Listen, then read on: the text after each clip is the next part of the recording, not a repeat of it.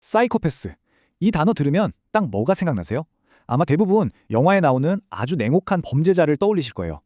근데 사실 이 말 뒤에 숨어 있는 진짜 과학은요, 우리가 생각하는 것보다 훨씬 더 복잡하고 또 흥미롭습니다. 오늘 그 가면 뒤에 숨겨진 진짜 얼굴을 한번 같이 들여다보시죠. 자, 이걸로 한번 시작해 볼까요? 아주 유명한 질문이죠. 어머니 장례식에서 이상형을 만난 여자가 며칠 뒤에 자기 언니를 죽였대요. 대체 왜 그랬을까요? 잠깐 한번 답을 생각해 보세요. 그 이유에 바로 오늘 이야기의 핵심이 담겨 있거든요. 네, 정답은 바로 이겁니다. 그 남자가 언니의 장례식에도 오기를 바랐기 때문이라는 거죠. 이게 왜 그렇게 소름 돋고 섬뜩하게 들릴까요?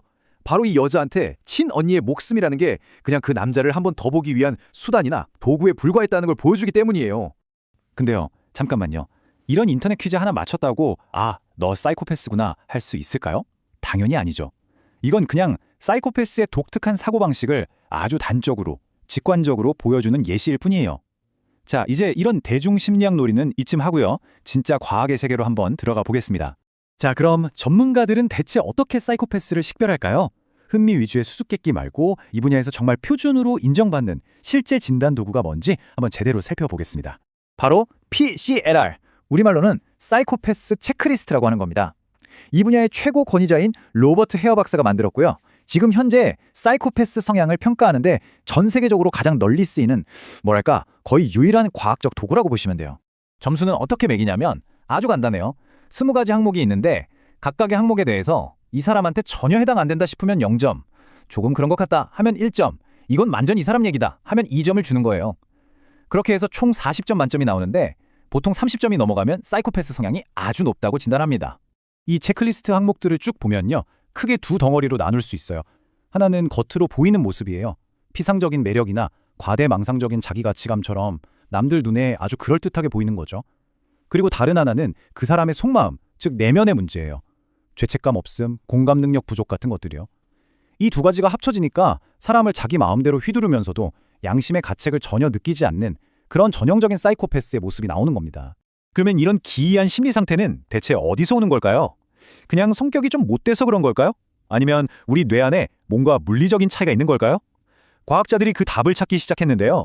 그 단서를 뇌의 아주 깊숙한 곳, 바로 감정을 담당하는 중심부에서 찾아냈습니다. 그곳이 바로 편도체입니다. 우리 뇌에 있는 작은 아몬드 모양의 기관인데요. 여기가 하는 일이 뭐냐면 우리가 공포를 느끼게 하고 특히 다른 사람이 고통스러워하는 걸 볼 때 저 사람 아프겠다 하고 반응하게 만드는 그런 감정의 경보 시스템 같은 역할을 해요. 그런데 사이코패스의 뇌를 기능성 MRI 같은 걸로 찍어보면요, 이 편도체가 거의 일을 안 해요. 활동성이 눈에 띄게 떨어져 있는 거죠. 이게 뭘 의미하냐면요, 남들이 고통스러워하는 걸 봐도 그 감정적인 신호가 뇌에서 제대로 처리되지 않는다는 거예요. 그러니 남의 고통에 별다른 감흥을 못 느끼는 거죠. 와, 바로 이 지점에서 사이코패스의 가장 흥미롭고 어떻게 보면 좀 기묘한 역설이 나타납니다. 바로 두 가지 다른 종류의 공감에 대한 이야기예요. 자, 이게 진짜 재밌는 부분이에요. 공감이라고 하면 다 같은 공감인 줄 알았는데 사실은 두 종류가 있었던 거죠. 하나는 인지적 공감. 이건 다른 사람의 감정을 머리로 이해하는 능력이에요. 저 사람이 왜 화가 났는지, 왜 슬픈지 분석하는 거죠. 그리고 다른 하나는 정서적 공감. 이건 그 감정을 가슴으로 함께 느끼는 능력이에요. 사이코패스는요, 놀랍게도 이 인지적 공감 능력은 일반인이랑 똑같거나 오히려 더 뛰어납니다. 남의 마음을 기가 막히게 잘 읽어요. 그런데 정서적 공감 능력은 거의 제로에 가까운 거죠. 그러니까 악보를 읽을 줄은 아는데 그 멜로디가 얼마나 슬픈지는 전혀 못 느끼는 연주자 같은 거예요. 이 불균형이 바로 그들을 아주 교묘한 조종자로 만드는 겁니다. 좋아요. 그럼 대부분의 사이코패스가 연쇄살인범은 아니라고 했잖아요. 그렇다면 우리 주변, 그러니까 내 직장 동료나 어제 파티에서 만난 사람 중에 있다면 어떤 모습일까요?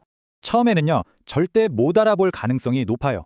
왜냐면 너무 매력적이거든요. 말도 재밌게 하고 칭찬도 잘하고, 그래서 와, 이 사람 진짜 멋있다 하고 푹 빠지게 만들죠.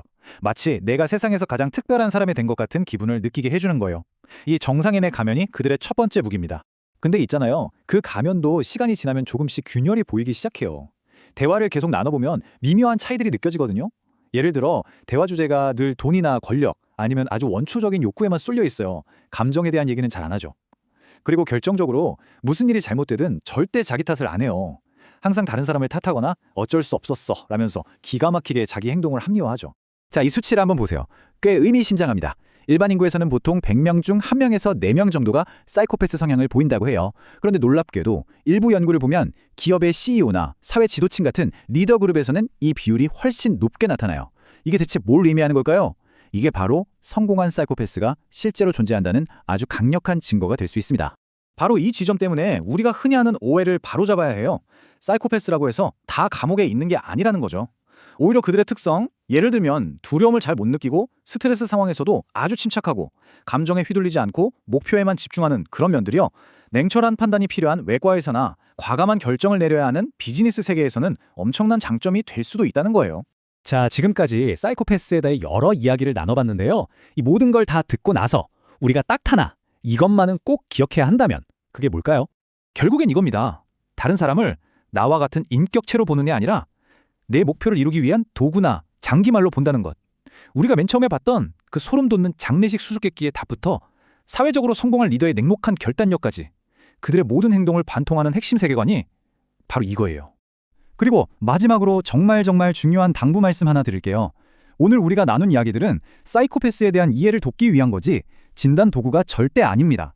이걸 보고 주변 친구나 동료 아니면 TV에 나오는 사람을 보면서 함부로 저 사람 사이코패스 아니야? 이렇게 딱지 붙이는 거 정말 위험한 일이에요.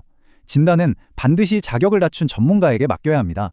마지막으로 이 질문을 여러분께 한번 던져보고 싶습니다.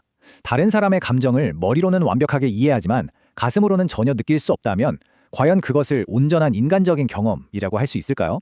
오늘 이야기가 이 주제에 대해 한 번쯤 깊이 생각해보는 계기가 되었으면 좋겠습니다.